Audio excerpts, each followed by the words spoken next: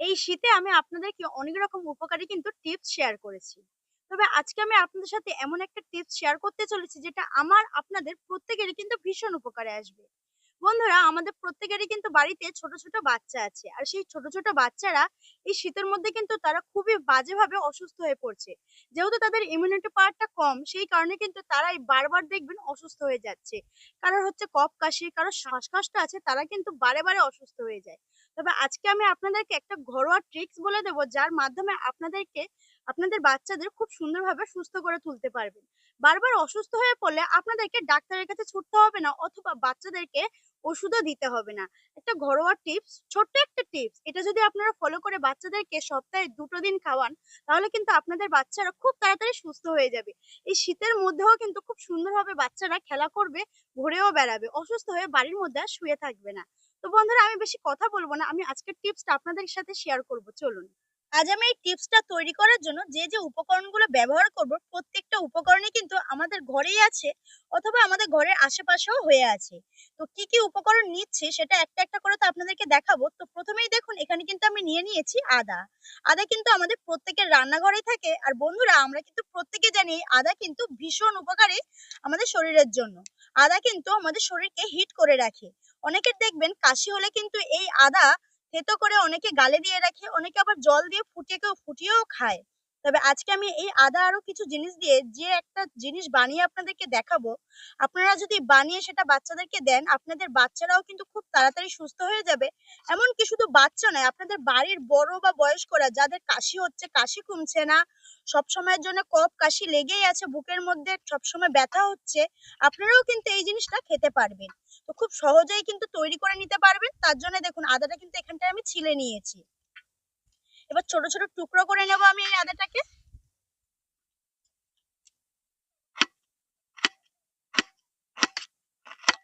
যতটা আমি জল বানাবো সেই পরিমাণ অনুযায়ী কিন্তু এখানটায় আমি আদাটাকে কেটে নিচ্ছি। এতটা নিয়ে নিলেই আমার হয়ে যাবে। এবার যে উপকরণটা নিয়ে নিচ্ছি সেটা কিন্তু আপনারা প্রত্যেকেই চেনেন, এটা হচ্ছে লবঙ্গ।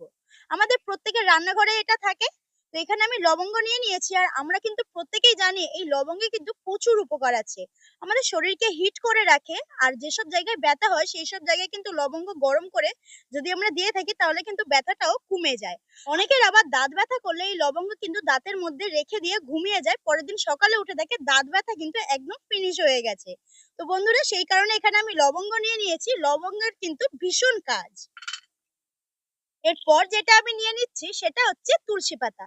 এই তুলসী পাতা কিন্তু আমাদের প্রত্যেকেরই ঘরের পাশে হয়ে থাকে। আমরা কিন্তু প্রত্যেকেই তুলসী মঞ্চ চাপে জল ঢালি, পুজো করি।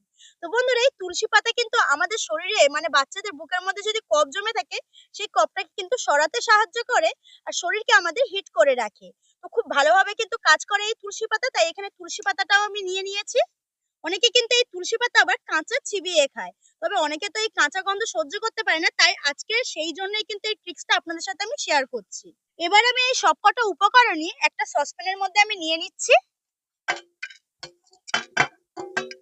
আর সাথে পরিমাণ মতো কিছুটা জল নিয়ে নিচ্ছি। এবার এই জলটাকে খুব ভালোভাবে আমি ফুটিয়ে নেব।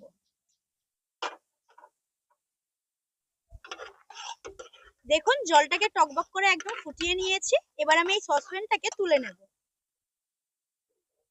এবার এই ফোটানো জলটাকে আমি একটা কাপের মধ্যে ছেঁকে নেব। তার জন্য এখানে একটা ছাঁকনি নিয়ে নিয়েছি আমি। আর এখানে দেখুন, জলটা ফোটানোর পরে কিন্তু কালারটা একদম চেঞ্জ হয়ে গেছে। যেমন আমরা লাল চা খাই, ঠিক কিন্তু সেরকমই। যদি বাচ্চাদেরকে লাল চা হিসাবে যদি দিয়ে দেন, তারা কিন্তু বুঝতেই পারবে না। তো এখানে তো জলটা আমি ফুটিয়ে ছেঁকে নিয়েছি। এবার এর মধ্যে আরো একটা ইনগ্রেডিয়েন্টস আমি অ্যাড করব, সেটা হচ্ছে মধু। বন্ধুরা, এই মধুও কিন্তু আমাদের শরীরের জন্য খুবই উপকারী, বাচ্চাদের জন্য ভীষণ উপকারী। এই মধু কিন্তু আমাদের শরীরকে পুরো হিট করে রাখে, তার জন্য মধু খাওয়া খুবই ভালো। প্রতিদিন সকালে যদি মধু খাওয়া যায়, তাহলে কিন্তু শরীরটা আমাদের খুবই ভালো থাকে। তবে প্রতিদিন তো সবাই আর সুযোগ পায় না, তাই সপ্তাহে যদি 2 দিন এইভাবে যদি তৈরি করে খান, তাহলে কিন্তু আমাদের শরীরটাও ঠিক থাকবে, বাচ্চাদের শরীরও সুস্থ থাকবে। তো এখানটায় আমি দিয়ে দিচ্ছি পরিমাণ মতো চিনি, বা মিচুরির বদলে এই মধুটা দিলে শরীরটা কিন্তু একদম পারফেক্ট থাকবে আর ঠিক থাকবে। তো খুব ভালোভাবে কিন্তু মিক্স করে নিয়েছি আমি। এবার বাচ্চাদেরকে বা বয়স্কদেরকে চায়ের মতো যদি এটা দিয়ে দেন, তারাও কিন্তু এইভাবে চা ভেবে এটাকে খেয়ে নেবে, আর শরীরও কিন্তু একদম সুস্থ হয়ে যাবে। দেখুন, আমি নিজেও খেয়ে আপনাদেরকে আমি দেখিয়ে দিচ্ছি।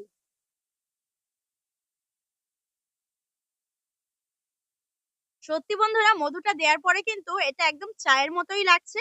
তবে হালকা একটু ঝাঁঝালো লাগবে যেহেতু এখানে আদা আর লবঙ্গ দেওয়া আছে। তবে এই যে চায়ের যে উপকার, এর উপকার কিন্তু যারা খেয়েছে বা যারা খায় তারা কিন্তু প্রত্যেকেই জানে ভীষণ উপকার। আপনারাও কিন্তু এই শীতের মধ্যে নিজেরাও করে খান, আর বাচ্চাদের বয়স্কদের সবাইকে করে খাওয়ান। বাড়ির প্রত্যেকেই দেখবেন সবাই সুস্থ থাকবে, কেউ আর শীতের মধ্যে অসুস্থ হয়ে পড়বে না। তো আমার আজকের এই টিপসটা আপনাদের কেমন লাগলো অবশ্যই সেটা আমাকে কমেন্টে জানাবেন।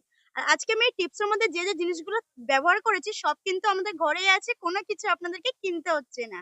তাহলে আর দেরি না করে বাড়িতে কিন্তু আপনারাও তৈরি করে নিতে পারেন। সকাল সন্ধ্যে যখন ইচ্ছা হবে তখনই বানিয়ে খেতে পারবেন। তাহলে বন্ধুরা, দেখা হচ্ছে পরবর্তী নতুন একটা ভিডিও নিয়ে। ততক্ষণ সবাই সুস্থ থাকবেন, ভালো থাকবেন আর সাবধানে থাকবেন।